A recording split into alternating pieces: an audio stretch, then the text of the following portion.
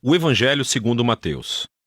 No primeiro vídeo, vimos como Mateus apresentou Jesus como o Messias da linhagem de Davi e como um novo mestre com autoridade como Moisés. E também como Emanuel, que em hebraico significa Deus conosco.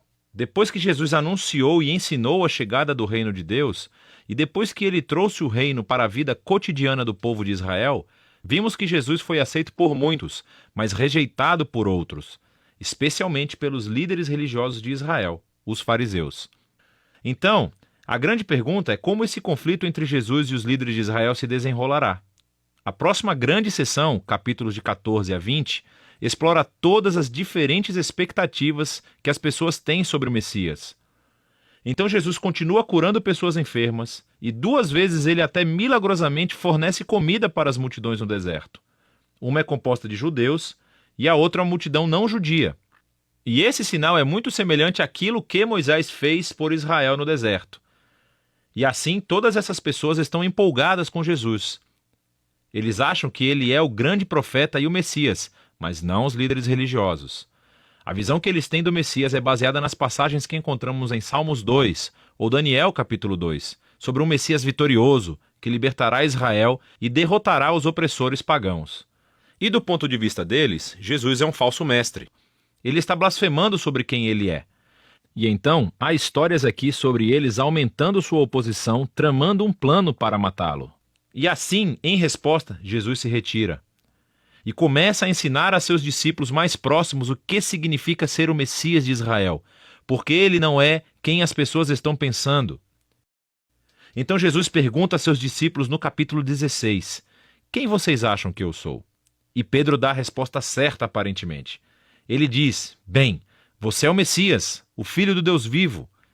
Contudo, fica claro que Pedro está pensando em um rei que reinará vitoriosamente através do poder militar.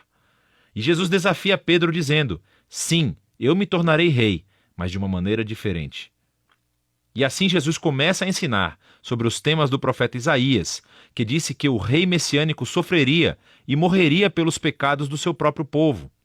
E assim Jesus estava se posicionando como um rei messiânico, que reina se tornando um servo e que daria a sua vida por Israel e pelas nações. Bom, Pedro e os discípulos praticamente não entendem. E assim Jesus entra no 4º bloco de ensinamentos, seguido por uma série de ensinamentos depois disso. E estes são todos sobre a natureza do reino invertido messiânico de Jesus, que inverte todos os nossos sistemas de valores. Assim, na comunidade do rei servo, você ganha honra servindo aos outros. E em vez de se vingar, você perdoa e faz o bem aos seus inimigos. E no reino de Jesus, você ganha verdadeira riqueza, dando a sua riqueza aos pobres. Para seguir o Messias servo, você deve se tornar um servo. Na próxima sessão, vemos os 2 reinos entrarem em conflito, o reino de Jesus e o do líder de Israel. Jesus vem a Jerusalém para a Páscoa, cavalgando em um jumento, e as multidões o saúdam como Messias. E Jesus imediatamente marcha para o pátio do templo e cria esse enorme alvoroço que interrompe os sacrifícios diários. Suas ações falam mais alto do que suas palavras aqui. Como rei de Israel, Jesus estava afirmando sua autoridade real sobre o templo, o lugar onde Deus e Israel se reuniam. E na visão de Jesus, o templo foi comprometido pela hipocrisia dos líderes de Israel.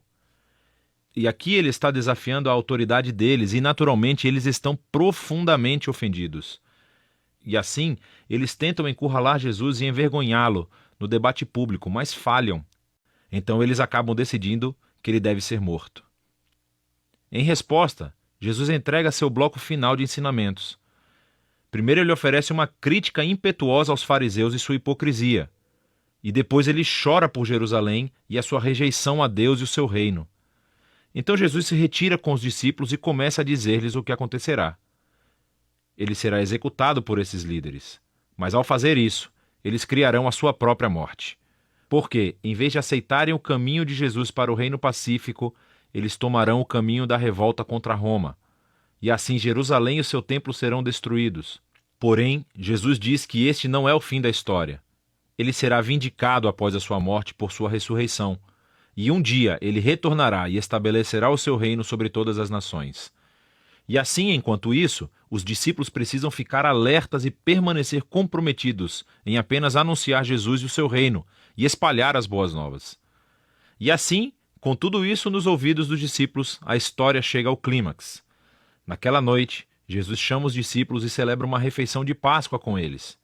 A Páscoa reconta a história do resgate de Israel da escravidão através da morte do Cordeiro Pascal. E Jesus toma o pão e o vinho desta refeição como novos símbolos, mostrando que a sua morte será um sacrifício que redimiria o seu povo da escravidão, do pecado e do mal. Depois da refeição, Jesus é preso e é levado a julgamento perante o Sinédrio, um conselho de líderes judeus, e eles rejeitam a sua pretensão de ser o Messias.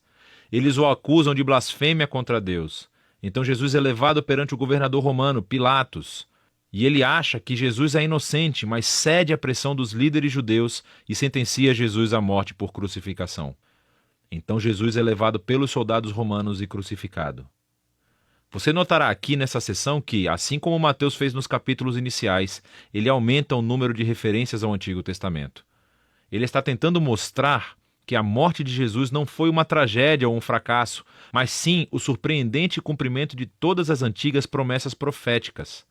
Jesus veio como o Messias servo mencionado por Isaías. Ele foi rejeitado pelo seu próprio povo, mas em vez de julgá-los, ele foi julgado em seu lugar, suportando as consequências dos seus pecados. Então, a cena da crucificação chega ao fim e o corpo de Jesus é colocado em um túmulo. Mas o livro termina com uma reviravolta surpreendente, o último capítulo. Os discípulos descobrem no domingo de manhã que o túmulo de Jesus está vazio. E então, de repente, as pessoas começam a ver Jesus vivo dentre os mortos. E o livro conclui com Jesus ressuscitado, dando um ensinamento final, chamado a Grande Comissão. Jesus diz que agora ele é o verdadeiro rei do mundo. E assim, ele envia seus discípulos para todas as nações com as boas novas de que Jesus é o Senhor. E que qualquer um pode se unir ao reino sendo batizado e seguindo seus ensinamentos. E ecoando de volta até o seu nome Emanuel, Deus conosco, do capítulo 1, as últimas palavras de Jesus no livro para os seus discípulos são: eu estarei com vocês. É uma promessa da presença de Jesus até o dia em que ele finalmente retornará. E este é o Evangelho segundo Mateus.